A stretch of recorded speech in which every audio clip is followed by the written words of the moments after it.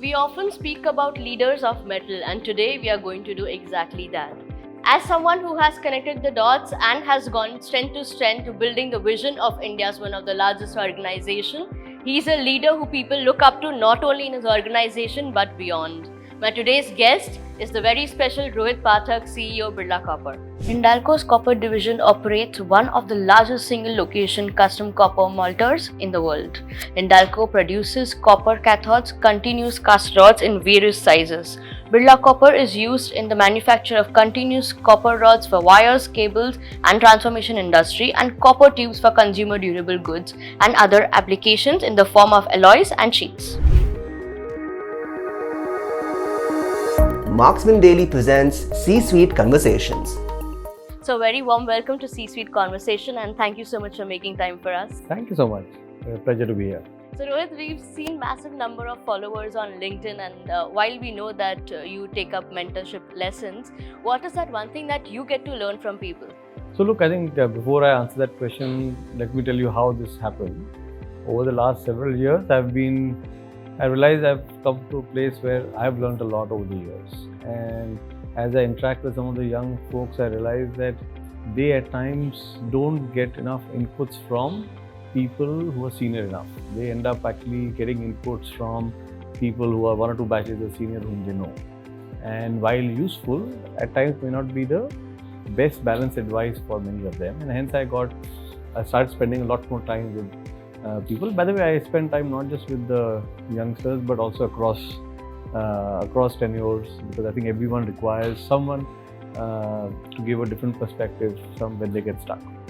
I think the reason why I enjoy some of this and what I learn back as I speak to many of these folks is, I think while I still consider myself as a young leader, I realize the new kids coming on the block in the 20s are they've come from a very different place than where I came from.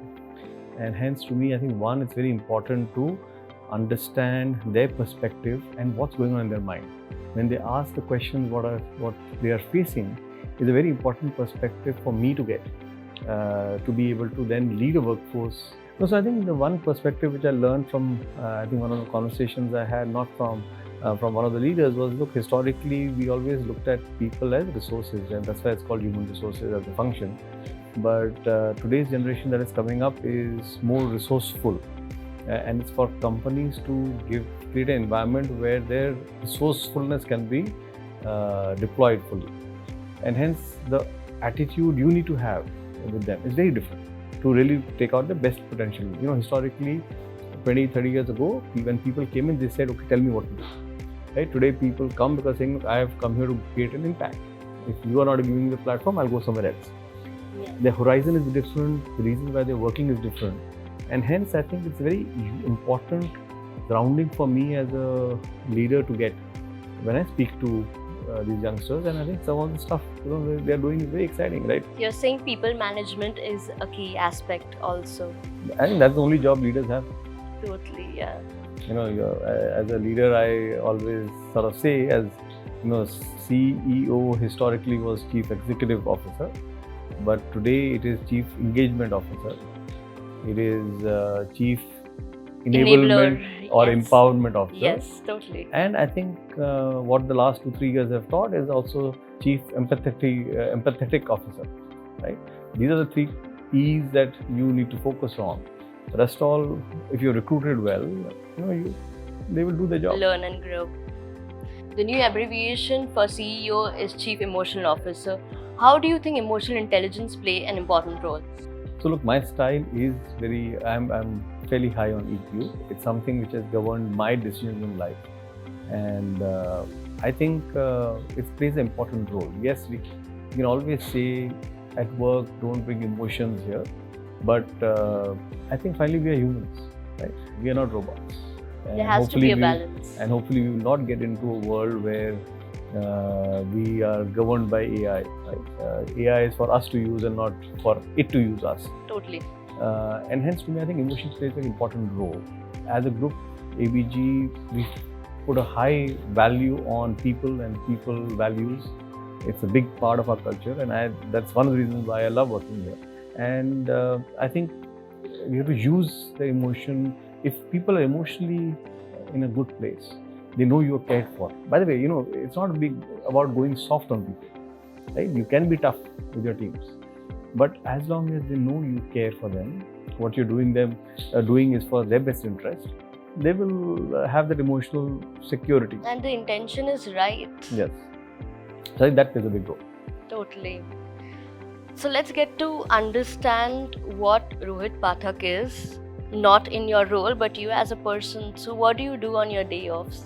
So I think to me, one, I don't think of it as day offs. I think every day what we do is important, and I have, for me, this phase in my life, and for the last 10-15 years, family has been an important part of what I do.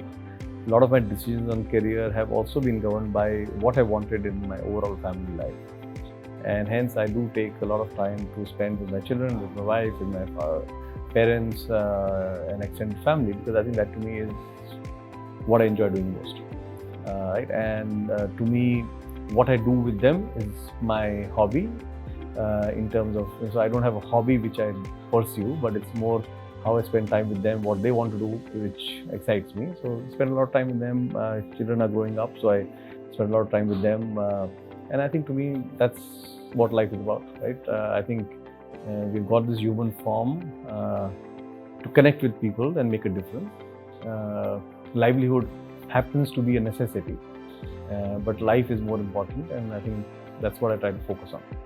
I have hobbies. I do play squash, which I love playing. I do love photography and wildlife and nature.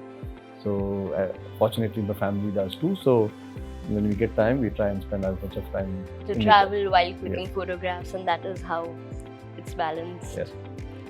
Supposingly, if you were not doing what you were doing now, what would your career choice then would be? So look, actually, even what I'm doing now is not something which is consciously happened. It's happened. I don't have a specific, let's say, passion for a sector or for a type of role.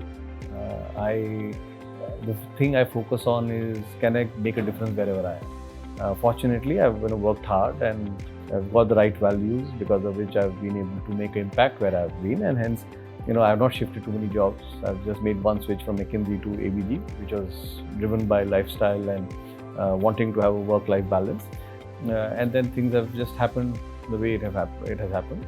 So on the days when you're not yourself, and when I say not yourself is, there's some decision making that needs to be done for work, there's coordination at home, there is stressful times where you don't know which way you're going. How does spirituality actually help, or do you even follow it? So look, all of us have times of stress, personal work, and I think the only way you can think of that is, what is the best you can do in that situation, right? You can't change the past. It's happened, right? Like they say, past is history, future will always remain a mystery.